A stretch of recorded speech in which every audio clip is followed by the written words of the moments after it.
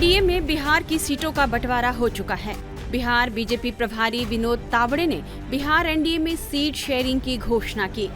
बिहार में बीजेपी 17 सीटों पर, जेडीयू 16 सीटों पर और लोक जनशक्ति पार्टी रामविलास 5 सीटों पर लोकसभा चुनाव लड़ेगी।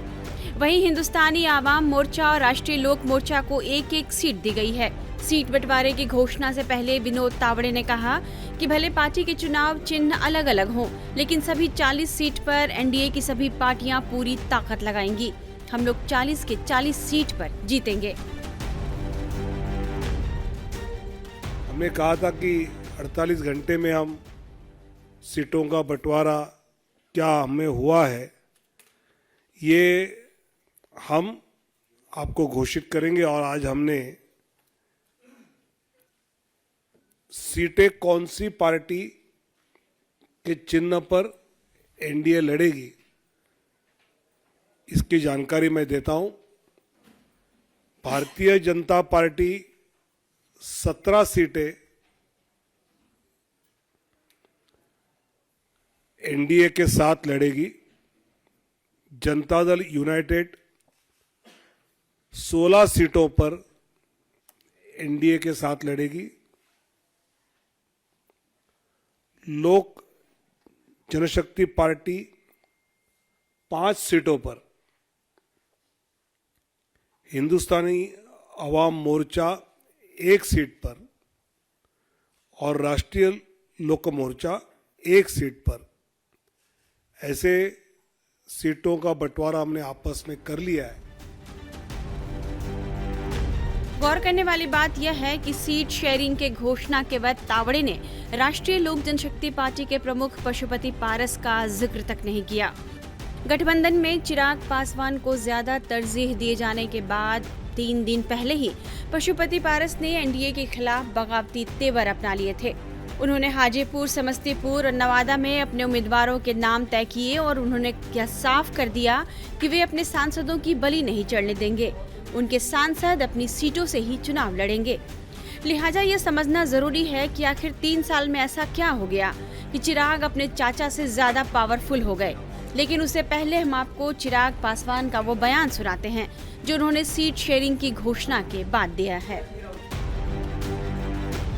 जो लक्ष्य हमारे प्रधानमंत्री जी ने हम तमाम एनडीए के साथियों के लिए तय किया है 400 प्लस सीटों के साथ जीतने का, उसके लिए मुझे लगता है हर दल ने बहुत सहजता से, मुझे भी अपनी 1 सीट कम करनी पड़ी, वो भी हम लोगों ने बहुत सहजता से की। जनता दल यूनाइटेड ने भी अपनी 1 सीट कम की। मांझी जी हों, उपेंद्र जी हों, हर किसी ने उनसे जिनसे जो बन पड़ा उन्होंने इस गठबंधन को मजबूती देने के लिए। और भारतीय जनता पार्टी का मैं जिक्र करूं तो उन्होंने तो 2019 से ही कुर्बानी दी है। उस वक्त सिटिंग उन्होंने अपने 5 सांसद हटाकर इस गठबंधन को उस वक्त 2019 में एक मजबूत स्वरूप दिया था। और आज उससे ज़्यादा मजबूत स्वरूप, उस वक्त जो साथी हम लोग के साथ नहीं थे, आज वो भी हमारे साथ इस गठबंधन में मौजूद हैं। और अब इस नए गठबंधन के स्वरूप के साथ हम लोग का विश्वास और ज़्यादा पुख्ता होता है कि जो लक्ष्य प्रधानमंत्री जी ने दिया है उसको तो हम पूरा करेंगे ही। पर एक हल्की सी चूक जो 2019 में रह गई थी, 1 सीट से जो हम लोग रह गए थे, इस बार 40 की 40 सीटें जीतकर प्रधानमंत्री जी को प्रधानमंत्री पद पर बैठाने के लिए हम सब संकल्पित हैं। क्या अलायंस का धर्म निभाया गया? आप जो चाहते थे वो हुआ। 1 सीट चलो आपने छोड़ी क्योंकि 400 का लक्ष्य आपको प्राप्त करना है, लेकिन वो 5 सीटें कौन सी होंगी? भाई इसका जिक्र भी प्रेस कॉन्फ्रेंस में किया गया। लोक जनशक्ति पार्टी जमुई, जहां से मैं वर्तमान में सांसद हूं और मेरी वो कर्म भूमि रही है, जमुई हम लोग के पास है। और मेरे पिता की पहचान, मेरे पिता की कर्मभूमि, जिस धरती को उन्होंने अपनी माँ माना था, हाजीपुर, ये दोनों सीटें एक अलग महत्व मेरे लिए व्यक्तिगत तौर पर मेरे परिवार के लिए रखती हैं। तो जमुई और हाजीपुर के साथ साथ समस्तीपुर है हम लोग के पास। वैशाली से हमारा ही प्रत्याशी चुनाव लड़ेगा। और मेरा गृह जिला, मेरे पिता का जहाँ पे जन्म हुआ, खगड़िया, वो भी हम लोग के पास है। सियासी जानकारों का कहना है कि बीजेपी नेतृत्व ने जमीनी हकीकत को समझते हुए गठबंधन में चिराग पासवान को ज्यादा तरजीह दी है और पशुपति पारस को नजरअंदाज किया है। बीजेपी के पास दरअसल ये फीडबैक है कि बिहार में अपने समुदाय में चिराग पासवान पशुपति पारस के मुकाबले ज्यादा लोकप्रिय हैं। बीजेपी को चिराग में जो संभावनाएं नजर आई हैं वो पशुपति पारस में नहीं दिखी। यही वजह है कि एनडीए ने चिराग पासवान को दिवंगत रामविलास पासवान का असली उत्तराधिकारी माना है। दूसरी तरफ चिराग पासवान को प्रधानमंत्री नरेंद्र मोदी का स्नेह हमेशा मिलता रहा है, इसलिए चिराग खुद को हमेशा पीएम मोदी का हनुमान कहते रहे हैं। जबकि दूसरी तरफ पशुपति पारस अपनी जिद में एनडीए का भरोसा खोने लगे। एनडीए ने हाजीपुर सीट चिराग पासवान के लिए छोड़ने और अपनी पार्टी का विलय चिराग पासवान की पार्टी में करने को पशुपति पारस से कहा था। उन्हें दूसरी सीटों का ऑफर भी दिया गया। पशुपति पारस को राज्यपाल बनाने की बात भी हुई, पर वे किसी भी ऑफर पर नहीं माने। और तो और एनडीए के केंद्रीय मंत्री रहते हुए सीट शेयरिंग को लेकर उन्होंने प्रेस कॉन्फ्रेंस करके अपने बगावती तेवर भी दिखा दिए। उनकी यह आखिरी गलती ने बीजेपी को मजबूर किया कि सीट शेयरिंग में पशुपति पारस की अनदेखी कर दी जाए। जबकि चिराग पासवान, जो अपने पिता के निधन के बाद 2021 में चाचा की बगावत के बाद टूट से गए थे, उस हैसियत को दोबारा हासिल करने के लिए उन्होंने अपना धैर्य बनाए रखा और उन्हें इसका फल भी मिला है। चिराग पासवान बिहार में लगातार सक्रिय रहे। दूसरी तरफ पशुपति पारस अपने 4 सांसदों को अंतिम समय तक साथ भी नहीं रह सके। ये 5 सीट्स हैं और जो घर की जो लड़ाई थी वो भी सामने दिखी इस बंटवारे से पहले।